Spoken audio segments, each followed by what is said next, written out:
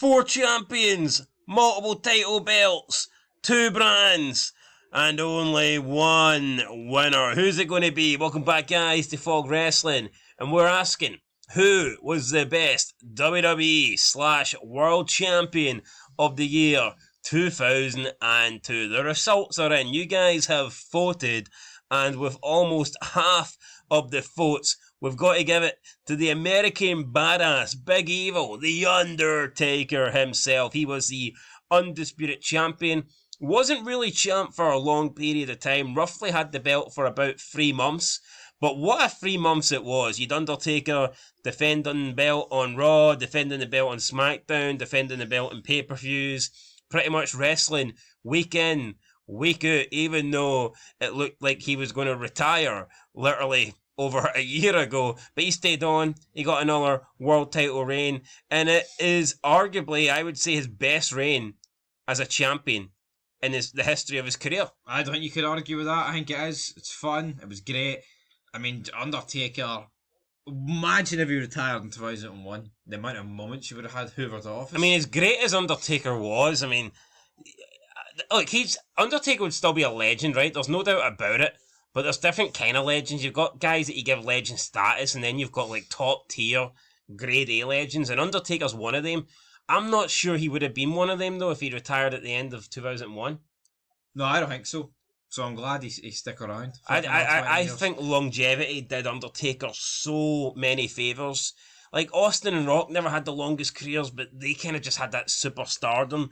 No, they had short careers, but they were pretty much at their peak throughout their entire run. And I'm not saying that Taker wasn't, but I just think when you look at it, if Taker did retire in 2001, you're talking, well, more than half of his career would have been wiped away. So I think Taker, thank God he stayed on. Thank God he was loyal. Thank God he had 30 years of destruction. And for me, he definitely deserves this. Like I said, matches against Rob Van Dam, matches against jobbers like Tommy Dreamer, Randy Orton, just gifting guys title shots. And even the match where he loses, I mean, it must be one of the best triple threat matches that I think we have seen.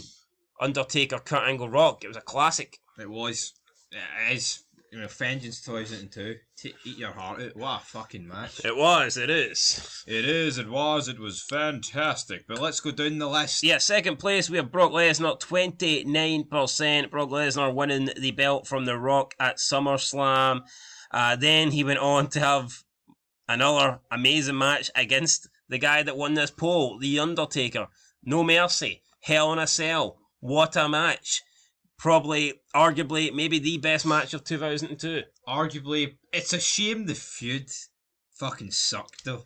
Yeah, like Undertaker, Brock Lesnar, you didn't need to do some stupid woman Undertaker affair. That did not need to happen for this.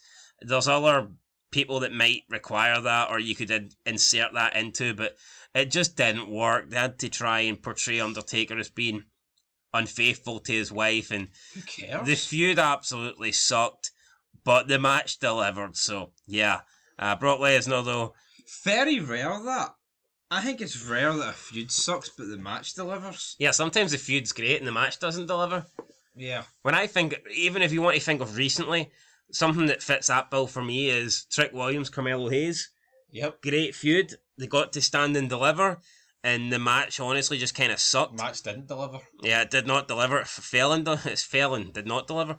Anyway, That's plenty. Yeah, it's plenty. Brock Lesnar, 29%, coming in second place. Brock Lesnar's run, what do you make of it though?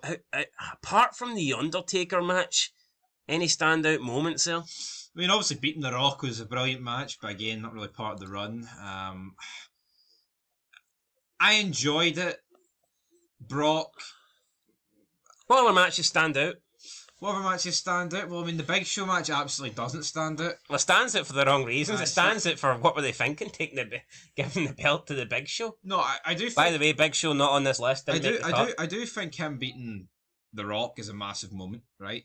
I do think his feud against Taker sucked, but the matches did deliver.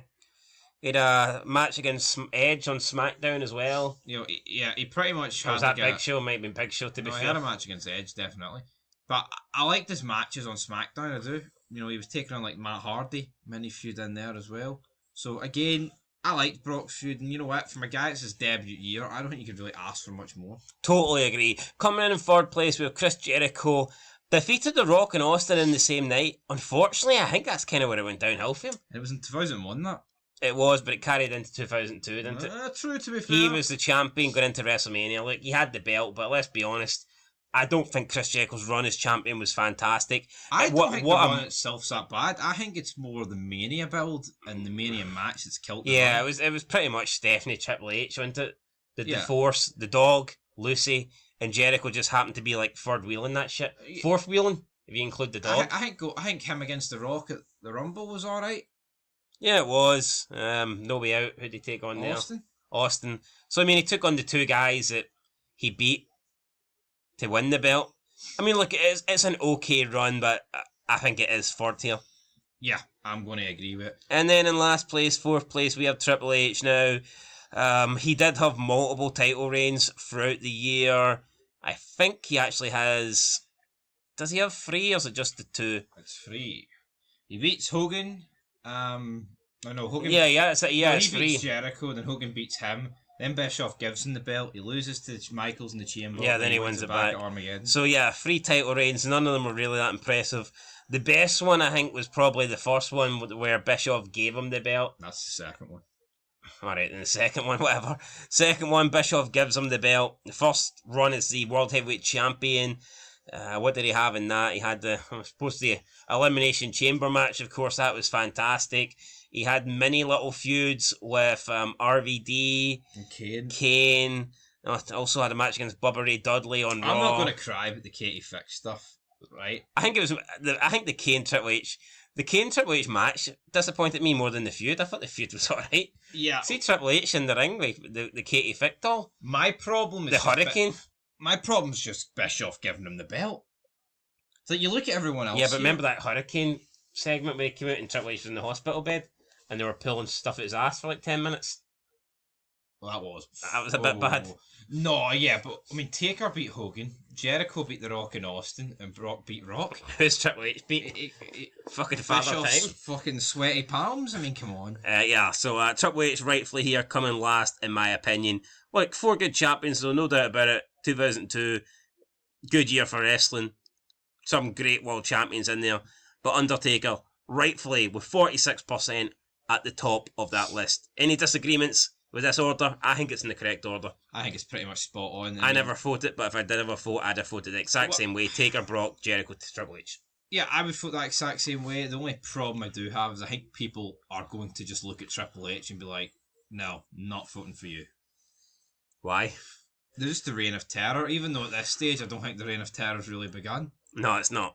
But it's going to happen, guys. Don't worry. It's going to happen. It's here. It's here to stay. Yeah. Once he wins the Armageddon, which he has, that is the Reign of Terror. So yeah, enjoy, because there's a lot of Triple H W's coming your way. Anyway, guys. Any notes, honourable mentions, I guess? No? Shawn Michaels. Big, no. Hogan. The Rock had 2 good matches, to be fair. Who would you give 5th place to? So let's think of everyone who qualifies. Hogan, Rock, Shawn Michaels, Big Show. I believe that is... And Kurt Angle. Yes, Kurt Angle. Definitely not Kurt Angle. I wouldn't say Hogan. I mean, it's a cool moment Hogan winning the belt, but... I'd probably give it to Shawn Michaels. Yeah, winning it in Elimination Chamber. Great match against RVD. And then a great match. And that match... The Armageddon was alright. That RVD match only went 7 minutes, and it was great. Yeah. Nowadays, wrestling matches on Raw bore you for 20 and they're shite. Here, what I would say is, apart from Big Show, I don't mind all of them. I mean, The Rock won it and lost it in 2 matches. Hogan, I know you just buried Hogan there a wee bit, but I think seeing Hogan with the belt one last time is good. 2 good pay-per-view matches, I thought. The matches against Taker and Triple H were alright. Aye, apart from the chokeslam. I tell you what, he took on Jericho as well. Aye, he did. Underrated run. Anyway, that chokeslam wasn't really great. Underrated run, Big Show, overrated bum. Let's go.